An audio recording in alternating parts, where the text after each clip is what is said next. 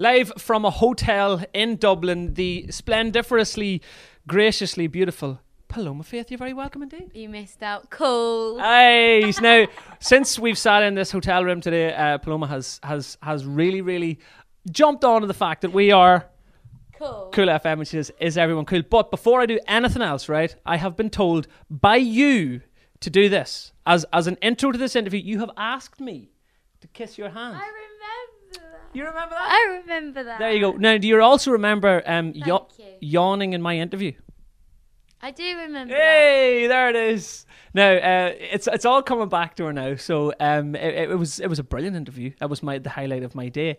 And then you went on to our sister station and had an interview there. So you've enjoyed the build up to Arthur's Day so far. You really liked the interview, but you criticised me for yawning. I said that a listener criticised you for yawning. It was a text message. And then when the interview was over, you challenged the texter to text back in and say whether he yawns at 3 o'clock in the afternoon. And he did. So there you go. That's that bit out of the way, at least. Arthur's Day is here. It has finally landed. The build-up was fun with us anyway. How has it been sort of getting involved, and how did you get involved, and what are you looking forward to tonight? Really excited about tonight. I'm looking forward to the smaller gig in the pub, because I think that's where I came from, that kind of like impromptu sort of vibe thing. So I'm looking forward to that, and I'm just excited to be part of it. I think it's a great charity. I think what they're working towards, like helping people start their own, entrepreneurs. And musical journeys, if you like. Yeah, well, not just musical, but a lot across the board, I think. So I think it's a great charity, and so I'm really happy to be part of it. Brilliant. So tell us about what's happening with you at the moment. Now, we spoke on the phone as we did, and you mentioned the fact that there's new music running around your head all the time, and you're developing and you're getting in the studio. How's that all going for you? It's really good. I think I've finished the writing of the songs pretty much. So now I'm like looking for a producer. So I'm going to try and develop a sound, and I'm really excited about it. I feel like it's going in a good direction, and I feel that it's true to me. Oh, doesn't that sound good and lovely and musical? Now tell me about this, the attire today. Now it's definitely eye-catching as you're walking in there. Now tell me, how do you, if you don't mind me asking, how do you get dressed in the morning? What happened this morning? What was your view on what you're putting on today?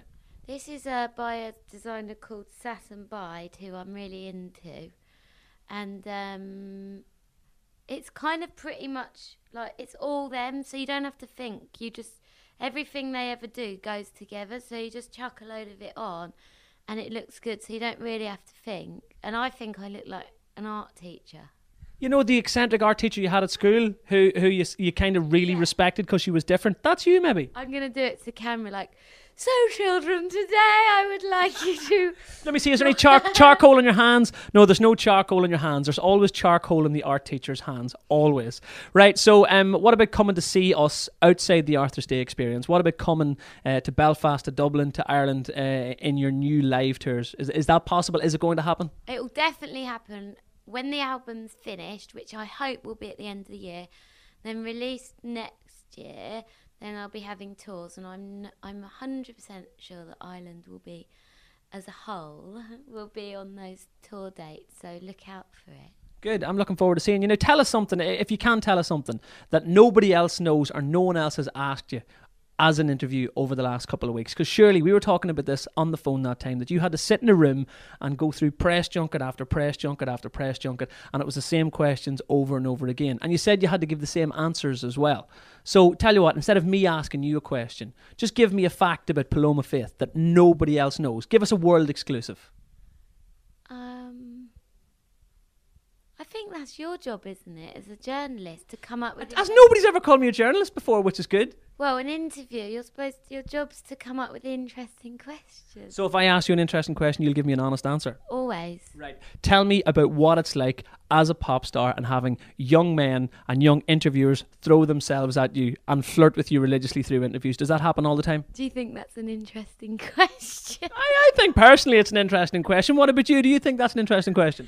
Not really, but I'll answer it for you. Go with, give me your best answer. It doesn't happen. What?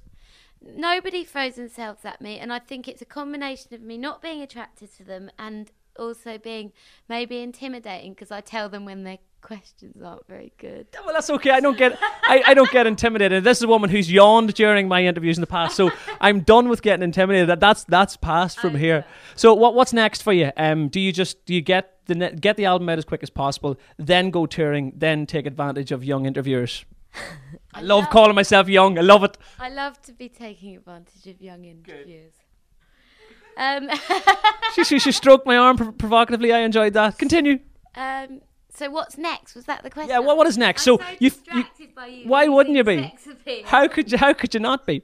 Now, so you leave here. You leave these shores, Ireland, sort of in the next day or so. What's next? Do you have a diary with stuff and you know exactly what you're doing? It's to find myself a producer for my new album. That's all I'm focusing on. So just keep doing that and seducing young interviewers.